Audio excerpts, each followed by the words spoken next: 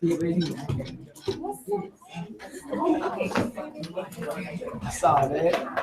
just go up and like sale. I don't think that's right. I think it's governmental. Okay. Mr. Brown, everybody So welcome, are we live, I guess? I think we're live, Carol. How are you? Great. Okay, everybody, I think we're starting. So first of all, let's welcome Mr. Tower. We're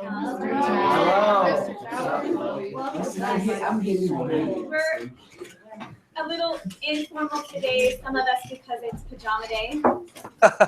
Well, I'm a little informal today as well. It's not quite pajama day at the Hill, but it's a pro forma session, so there's no need for me to wear a suit and tie. Okay, well, we, I know that we had wanted to kind of wrap up things with you, especially talking about, we watched your testimony in front of the committee, and You have the bottom a little bit.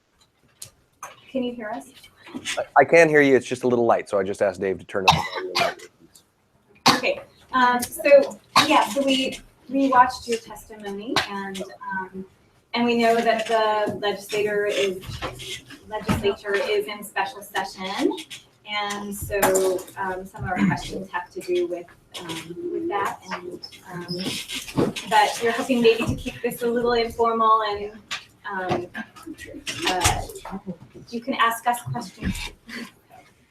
Okay, yeah, I was thinking about that. Actually, I've spent most of the time, I think, in our last meetings talking to you guys. Although you've come up with great questions, I do have a couple questions I'd like you to think about, maybe give me some feedback. But do you want me to, well, since you've prepared a couple of things, questions about the testimony and about what special session is, why don't you go ahead with some of those? Okay. But actually, for those that aren't coming up and speaking and sharing questions with me, here's the things that I'd like you to think about, because these are the questions that I have for you guys. When we're down here working on things, there's two different things we work on. One is what should be legal and what's illegal, right? So we determine that something is important enough that there should be a law that says you either have to or you should not do something. The other thing that we do is we take money and we pay somebody to go work and accomplish something. And so my question to you is, what do you think the criteria should be for a law? Things like, should you, brushing your teeth is good for you and it reduces the amount of money that you have to spend on dental service. Should there be a law that you brush your teeth? Versus seat belts, or clearly, the obvious thing, the thing that's always been a rule is you can't punch somebody else or you can't kill somebody else, right? So where's that line? Where should we start making laws for everybody to follow in terms of behavior? And then the other thing is, what do you think is important for the government to do as opposed to individuals to do? So where do we draw the line in Olympia to say, yep, that's important enough that everybody should kick in and we should do that here instead of letting everybody individually make their choices for it? So those are the two questions I would ask of you guys while I'm answering your questions. So you're saying, in other words, what is the line between personal responsibility and the state stepping in? Yes. Yeah, exactly. Well, I guess so let's be thinking about that as we field other questions. But Martha, you can go ahead.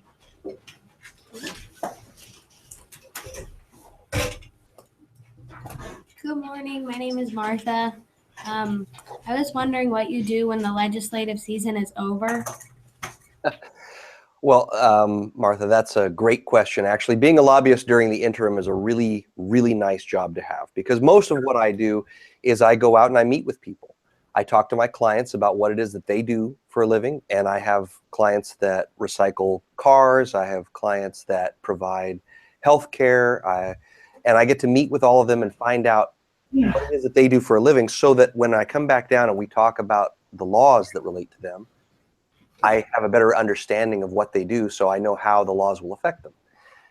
There's also campaigns, so that's the other that's the other half of the year, really, is that the legislators are not allowed to ask me for campaign contributions while they're working in Olympia. But as soon as they're done working in Olympia, then they have to start thinking about their reelection campaigns.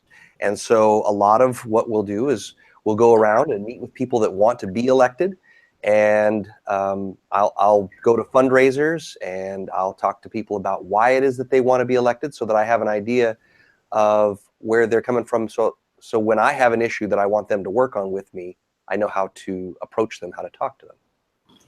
How long do you think the legislative season's gonna last? Oh, well, I can give you the technical answer, that's a certainty, and then I can give you my guesses. So the Constitution says that in the odd numbered years, so after an election, we're going to go for 105 days, which we already did. Now, after that, everything is just, there's nothing set in stone. So when the governor decides that they haven't done their job and they need to come back for another session, it's 30 days at a chunk. So the governor brought them back the day after they finished, so Monday, for 30 days. So the first special session will go for exactly 30 days, and then they have to end. They can end before that, but they can't go any longer than 30. If they still haven't done what the governor expects and what the legislature expects of themselves, which is pass a budget, then he can call them back for another 30 days. So my guess, though, as to when they actually get a budget done and get out of here is probably the end of June. And I'll tell you the reason. Because on July 1st, the budget is no longer, the current budget, the authority that the state has to spend money runs out. So if they don't have a new budget passed by July 1st, then the government has to shut down. And nobody wants to see that. So that's the threat, that they have to get something done by June 30th. In the meantime, they're negotiating. They'll come back and they're having a special session, but they're not really meeting and doing committee hearings, and they're not taking testimony the way that we interacted with them and that you guys saw me testify before. They're really just having a few people come down and negotiate the budget. How much taxes do we need? How much do they want to spend, and what do they want to spend it on? Mm-hmm. In what ways do you believe lobbyists influence elections? Well, it depends on who you represent. If you represent a group that has 100,000 members, then you can directly influence the elections by telling those 100,000 people, this person's really good and they're smart and they understand you, and you should vote for them. If you don't have any members, you might be able to give some money so that they can buy door hangers. When you run a campaign, there's 1,000 different ways that you can contact people to try to convince them to vote for you. And each of those different ways requires some money. You have to, you print material that you mail to them, or you leave on their door, or you buy radio time or TV time, or do Facebook ads. So giving money is, it's an important part of campaigns. Lobbyists help our clients figure out who would be sympathetic to them, right? Who would understand them, and then suggest to them how they should give money. Thank you. Yeah, you bet.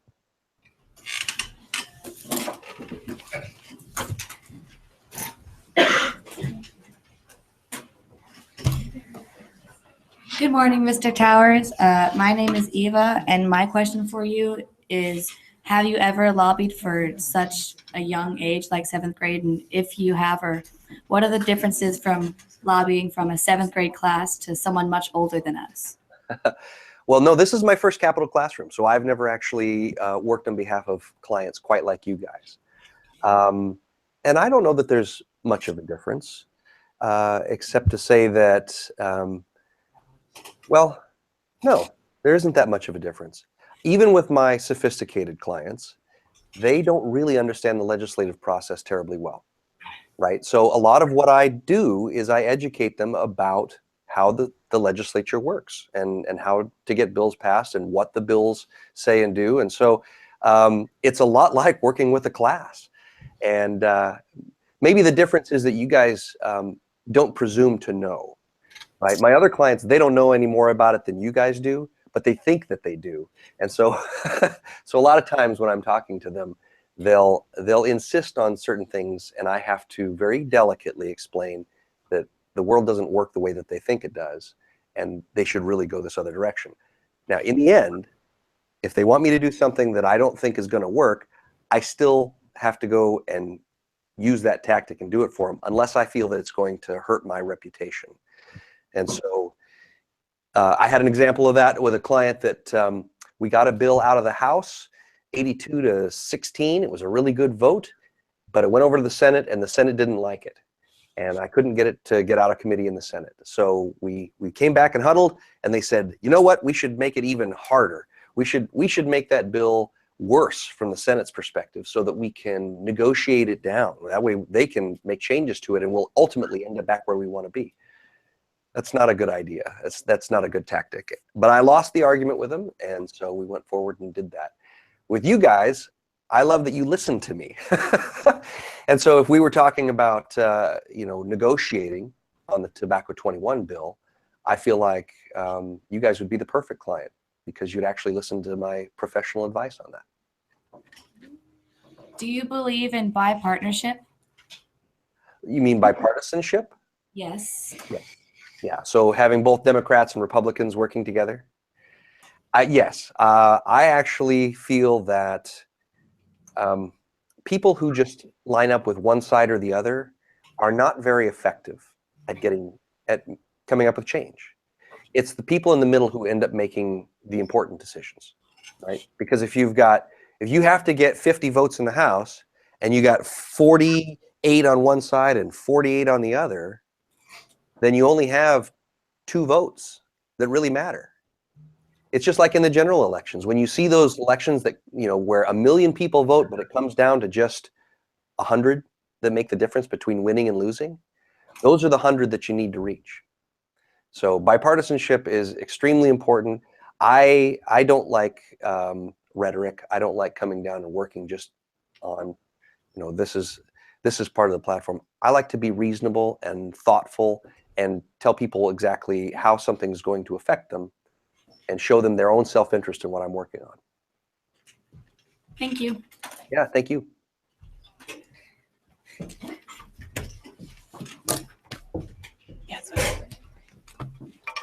Hi, my name is Adrian, and do you think the tobacco bill will pass and become a law?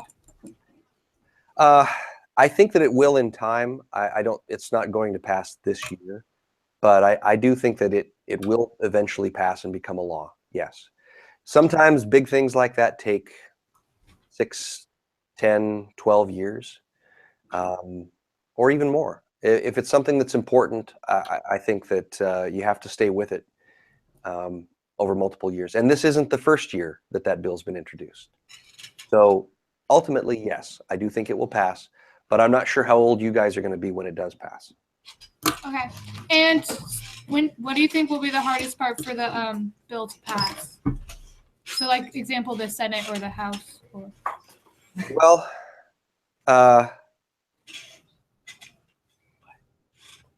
that's a tough one. What's the hardest thing to overcome? I think that the most sympathetic group out there that the legislature, especially those that are, business interests would promote, are the small stores, right? So there's a certain amount of money that the state gets to take in from cigarette taxes, and they have to accommodate that. They have to make sure that they're willing to give up that money. But I don't think that that's a huge deal. I think that the small stores that are the 7-Elevens and the corner grocery stores, they tend to. It's not just about selling the cigarettes. It's about selling the other stuff that people buy when they come to get the cigarettes. So they feel like if they lose the ability to sell cigarettes to a certain group of people, then they're not going to sell sodas, and they're not going to sell snacks, and they're not going to sell these other things. And so their argument will be, this is going to put us out of business. And I think that that's the most sympathetic argument that is being made to the legislature. But it's when you really put that up against people's health, it's not that strong an argument.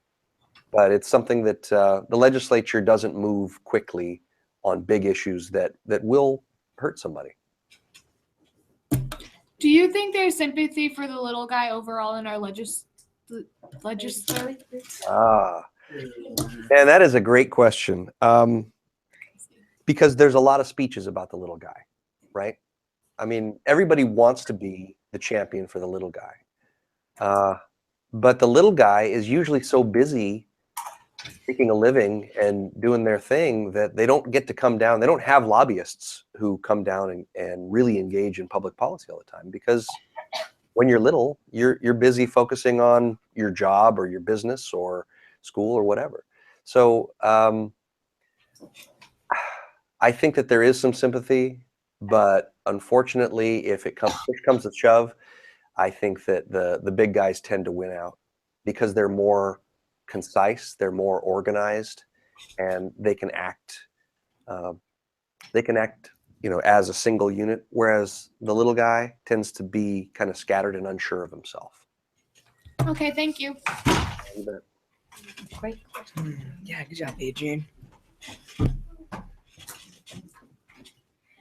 Hi, my name's Isaac, and my question is, going off of when we're talking about the bill and stuff and how it's going through all the stuff right now.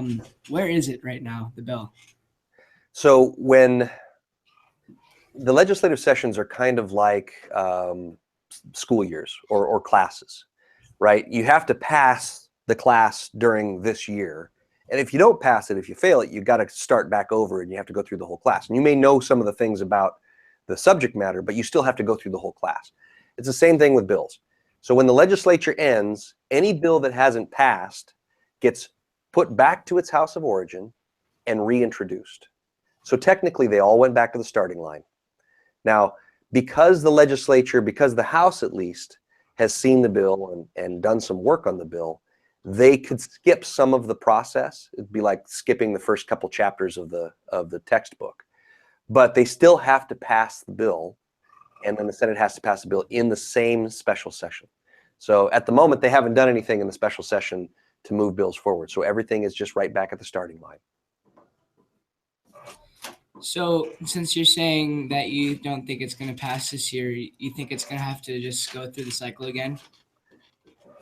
Yeah, I think that it's going to take a little bit more public debate. I think that it's going to take some more public opinion in favor of it. I think it's going to take a little bit more activism. It's not going to get there right now because of the balance of power and how tenuous things are. And everybody down here is really nervous because they're so close in terms of the share of power. Next year, that might be different. There's a really good chance that next year the Senate is not in the control of the Republicans, and the Democrats could feel very differently about that bill than the Republicans do.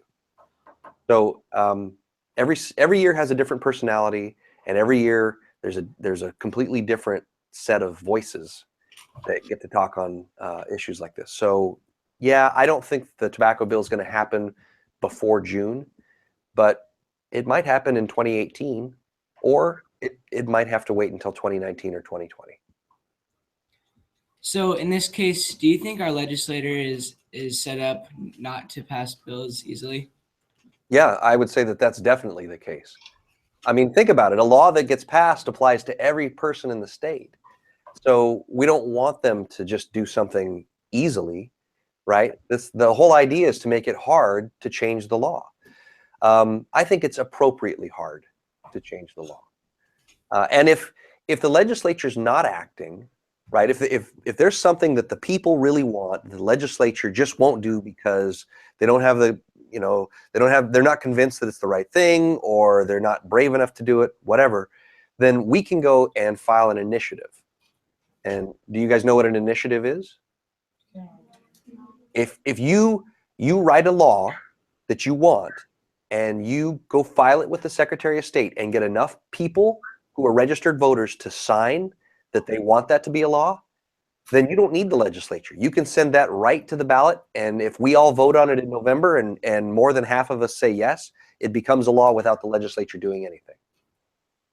So we've got kind of a safety valve on the legislative process in Washington State.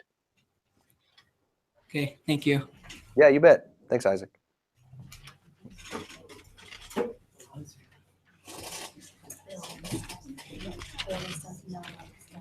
Hi, Mr. Towers. My name is McKenna, and my question is, how much of an impact do you think your testimony put on the committee?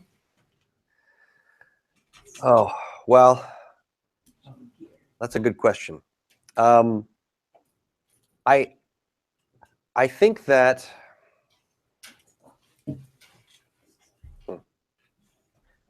I'd like to say a lot, but I think just a little. I think it helped.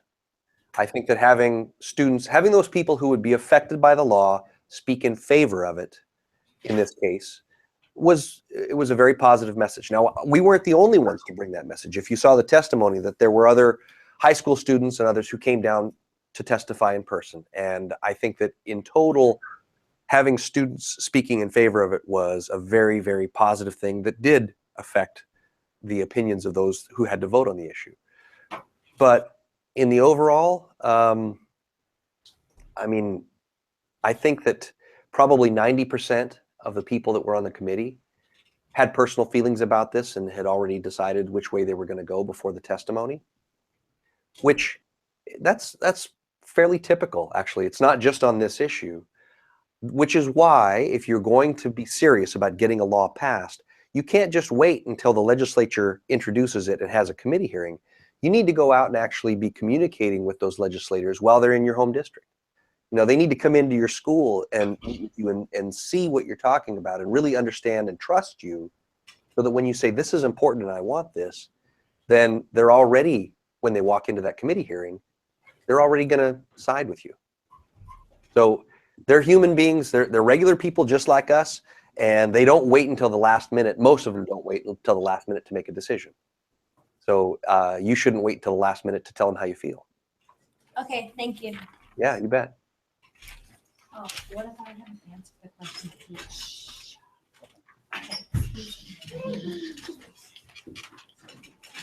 I think we have, yeah, we just coming back up. Follow up.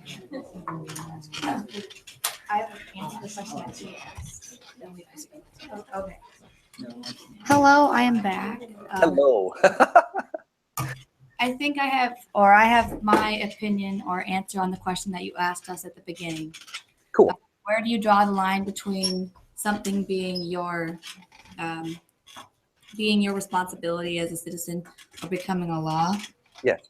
I think the line is drawn to where if your decision only impacts you or becomes dangerous to other people.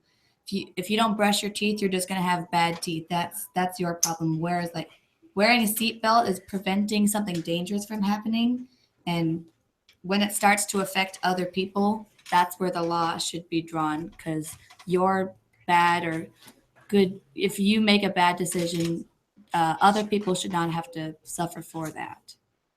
I think that's an excellent rule of thumb. Of course.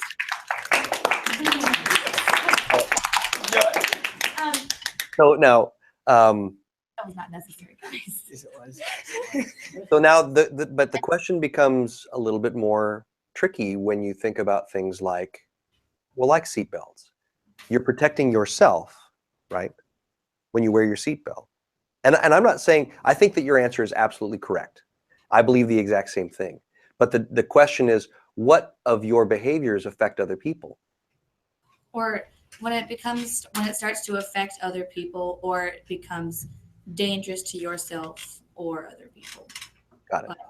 Like wearing a seatbelt, if it's preventing something, if something bad were to happen, it's making it less bad or less. Okay. So how about if should there be a law that everybody has to go to the doctor at least once every 6 months for a checkup? Arguably, but I don't really have an opinion on that. But that could be argued either way. Exactly. I mean, it would be good for you, and you could probably help some people catch things early. But we still think that that's an individual decision. Oh, at least partially. I mean, we require people to have health insurance now. Whether they use it or not is a different question. We don't require them to go to the doctor on a regular basis, but we require that they have health insurance. So there's a lot of things that, you know, you have to, opinion could vary. Does this really affect other people or not? But I love your answer. It's perfect. It's hard to sort out what is well-being or what affects other people, like the seatbelt thing, compared to of what is your choice to do. Right. Everyone. Well, even going to school. I mean, think about that. Your education is something that you will take with you forever, and it is going to benefit you for the rest of your life. So it's in your best interest to go to school and be educated. Do we need a law that says that you need to go to school to be educated?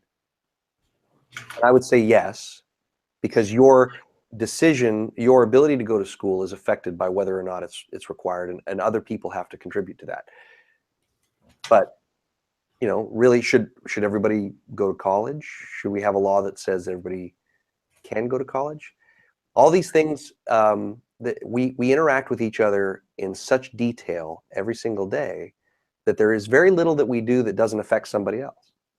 So the legislature sometimes struggles and has to debate what actions are personal and what actions affect other people or would cause harm to other people. I think sometimes people always remember the rights you have of being American, but I think people forget the responsibilities, because rights and responsibilities are should be equal, and the responsibilities are just part of the laws that should be or should not be made. That's all I have. That's a good point. Well, thank you for sharing. I appreciate that. Was a very thoughtful answer. I appreciate that. Thank you. Other We already did that. other opinions about that, about what is your right, what are responsibilities, what should the government take care of?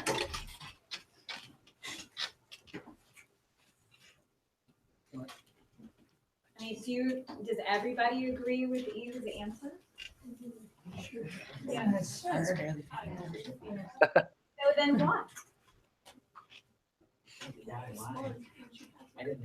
For instance, go ahead, Morgan. It sounded smart. No, you need to go up to the mic. Oh, okay. Just letting you know, this might seem weird, but I kind of agree with her because of how pure it seems. How pure it seems. Okay. Meaning, void of all evil intention. Void of all evil intention. Well, the difference, intention is important, and it's an integral part of the law. Anytime you have a crime that we put on the books and we say that this activity is a crime, your intent, your mindset is a component of that. But that doesn't mean that you have to want to hurt somebody in order to actually hurt them, right? Wearing your seatbelt doesn't necessarily involve evil intent, but if you don't wear it, you might cause injury to yourself. You might, burden the system. There are things that it's not quite that pure. But I like the argument that you're making. I can see what you're trying to say. So, well, thank you. Let's see. Evil intent. No, like I said, evil. The mindset is always a part of a criminal thing, but we do a lot of stuff that hasn't. It's not really criminal. It's just it's a requirement. You have to do things a certain way, or we'll provide these services for you as opposed to let you do them on your own. Some of these things I think have a cause and effect, right? Uh-huh. And so I want you guys to think about that and maybe try to answer that. So, like the cause of not going to school, okay? Mr. Dell, he's our vice principal. At the beginning of the year, you had that. What were some of the consequences that he said would happen to people if they don't graduate? What are some of the likelihood things of not graduating? Harder to get a job. Okay, it's harder to get a job, but what else? Get a good paying job. Okay, beyond jobs. People who don't graduate, who skip out of school early. Okay, they're more likely to be incarcerated or to die younger. Those are statistics. So what do you think about the cause and effect of some of the laws and things that were brought up? Like, you know, if you don't wear your seatbelt, what do you think are some of the long-term effects for other people? If you, if colleges were made available, what do you think that would, you know, like free education, for instance, what would be the effect of that? Does anybody want to come up and speak to that? Or if you don't take personal care of your health, what is the effect on other people then? So I'll tell you, I'll give you guys something to think about. So seatbelts, obviously, we've talked about seatbelts, and I think you guys know that distracted driving is already illegal. You're not allowed to read a newspaper while you're driving down the freeway. They just passed a bill that also says you are not allowed to, well, I'll have to look at the specific language, but basically you can't text, which is already illegal. But you can't open an app on your phone. You can't watch a video. It listed out a lot of different things that you're not allowed to use your phone for when you're in the car. And that's going to go into effect, I think, in about 2 years. They wanted to give some time. So that's, now, when I'm thinking about that, what I use my phone for in the car most of the time is the map. If I know I'm driving someplace, but I've never been there before, I use my phone to give me directions on how to get there, right? So I want to be able to use my phone in the car because it's kind of important to me. But I understand that we have an increase in the number of accidents that are out there that are killing people because people are texting and driving and they're not paying attention while they're driving their cars. So that's one of those trade-offs. I'm not sure because I don't think there's any evil intent. I think people are just, they're not aware of the danger of what they're doing. And so the law is necessary to a certain extent to make sure that people understand the risk that's out there. And it's not just a risk to them, but it's a risk to the other drivers on the road. But what do you guys think? What should be the, should we not have radios in the car? Or how focused should the law be on what you can and cannot do while you're driving a car? So show of hands, how many of you don't think we should have radios in the car? Actually, it's shown that some people focus better with a little bit of background noise, or it's harder for people to focus in a totally quiet environment. So having the radio gives you an option to either listen to that, if it doesn't bother you at all, just listening to music while you drive, or it gives you the option to turn it off. And you should be responsible enough to know if you are too distracted to listen to the radio while you drive. How many of you think that the GPS system shouldn't be? Just don't stare at it the whole time. Okay. Or what about like Bluetooth calls, like calling? Because I think part of that bill is not being able to call people, you know, even using the Bluetooth systems as well. Yeah, you want to go ahead. Sorry, should I have raised my hand? Hi, my name is Victoria, and to your question of what should be the government's concern and what should be our own is, so with what you said with the map on your phone, many people just have a plastic device that hooks up to the AC in their car so that they can clip their phone to it and then have the noise in their ears instead of actually staring at the phone the whole time. And I think we need a specific law saying that you shouldn't text or call in the car, because those cause big distractions, like say some drama's going on with you and your friends, and then you get all dramatic, and then you start paying more attention to the conversation than you do the road, and that causes a lot of accidents. That's true. So what if my phone is smart enough to do voice to text recognition though? If I've got that thing up on the air conditioning and my phone is out of my hand, and I can do a one button touch and it'll recognize my voice and say, hey, I'm headed to the grocery store. Can I get you anything? And I press it again and it sends that text off. Is that distracting? And I'll give you my answer first, is that I think for some people, for everybody, it's distracting to a certain level. Not for everybody. It's not dangerous to the extreme for everybody to do that. But as you do that, you start to get comfortable with it, and you forget that every time you do that, you do pull your attention away from the road, and it is a little bit dangerous. You risk a little bit every time, and sometimes little risks have big costs. If you're just looking away, even at the radio, or reaching into the passenger seat or into the back seat for something for just a second, if it's the wrong second, it can, can leave you in a wheelchair for life, or kill you or somebody else. So we're never going to make it perfect, but this is one of those cases where I think it's important. It's a great example of where you have to decide what's important enough to be a law that everybody has to follow versus what can you expect people to do out of their own self-interest. Recognize that it's good for them to do this. I completely agree. It's just what you were saying, that one push of a button or that one look away from the road could end in a severe accident. So people should just use some common sense and think, if I look at my phone for 1 second, that 1 second could end my life. So they should be thinking of the long-term effect instead of that one text from a friend or relative. That's, I understand your point. But in real life, it's a low risk, right? I mean, people get used to the fact that they've done this 1,000 times and nothing bad's ever happened. So then they think nothing bad will ever happen.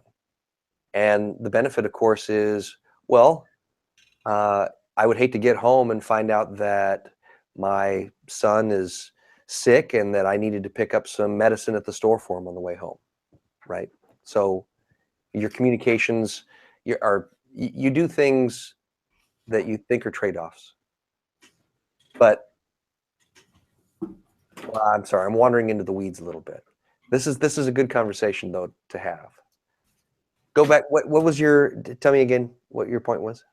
My point was that the one click of a button or that one glance away from the road could end in a severe accident or the end of your or somebody else's life.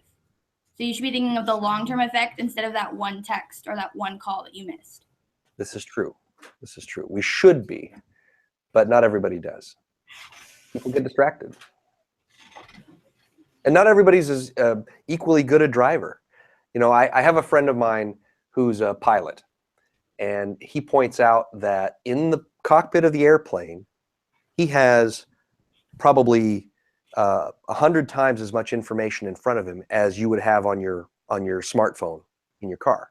He's got to check all of the gauges on the airplane to determine altitude and fuel mix and prop speed and prop angle and all this stuff.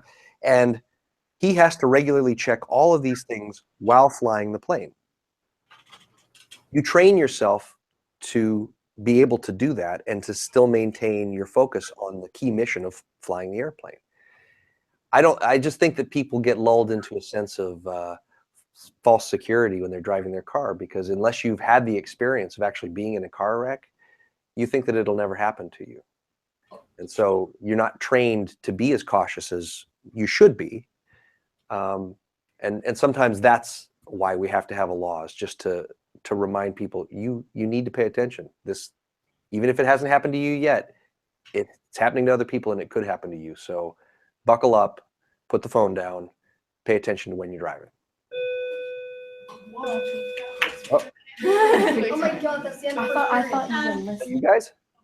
That was the end of our period. But I think that this has been a good conversation in terms of being a microcosm of why, or of differing opinions and why it's so difficult to pass laws. Yes. Because there are differing opinions and differing experiences, and the legislature has to accommodate the experiences and different opinions of everybody in the state, and that's a really, really big job. And we thank you for helping with that. You bet. Hey, and I would point out one quick thing to you guys. If you look at the bills that have passed this legislative session, most of them pass with 96 to 98 yes votes. They're not controversial. The process is difficult because you want to make sure that anybody that thinks it's a bad idea has a chance to say so before something becomes a law. But a lot of times people propose a good idea, everybody recognizes it's a good idea, and they pass it without a whole lot of controversy. It's the stuff that they fight over that makes the news, though. So things like Tobacco 21, they're going to take time. It's going to be a fight. But if you look at the things that actually passed, I got a couple bills passed that nobody protested. Nobody said no on, or through the process we made a change and all of a sudden everybody was happy with it and they passed it unanimously. So there's a lot of laws that get passed that you never hear about because everybody says, yeah, of course, that's a great idea. How do we know what is, yeah, of course everything is versus what's controversial? Eva was saying, how do you know what is, yes, of course, everybody will pass this versus what will be controversial? All right, so my very first year as a lobbyist, I went to this orientation session, and one of the staffers that had been here forever, the advice he gave us was, he says, if you want to know what's wrong with an idea, introduce it as a bill. Because the process is designed to give people notice and to bring out different opinions. And so you won't really know which ideas are going to be uncontroversial until you propose that it become a law and let people know that it's potentially going to become a law. And then they'll come out and tell you how they feel about it. So there's no way to know in advance. I hope that most of the things that I work on are going to be non-controversial because that means I can get them passed without too much work. But you really don't know until you put something out on the table how other people are going to feel about it. Thank you. Yeah, you bet. You do a snap paper. Well,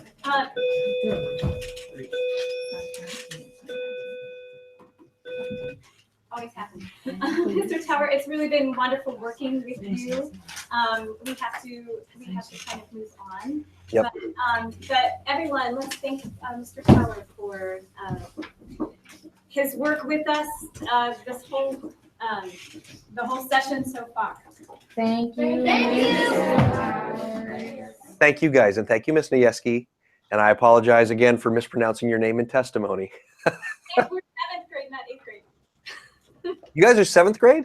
Yes. No way. We're just we're just extra smart. We're just smarter, really. Yeah, I was gonna say you don't come across as a 7th grade class. I wasn't as smart as you guys in 7th grade, so I'm impressed. Hey, thank you, Martha and Ava and Adrian and Isaac and McKenna and Morgan and Victoria and everybody for participating. I appreciate your questions. You guys come up with great, thoughtful questions and good follow-up. I'm impressed. I hope you stay engaged. And if you have any questions about how the legislative process works, or if you have an idea that you want to work on as a bill, or if you want to get involved in this world, just let Ms. Nijeski know, and I will be happy to talk to you and help you get whatever accomplished that you want to accomplish. Thank you. That's wonderful. Thank you one more time. Farewell. Bye, guys. Enjoy the sunshine. Did you get a haircut? Did you get a haircut? Bye. Did I? Every 2 weeks. Every 2 weeks. I knew it. Thank you.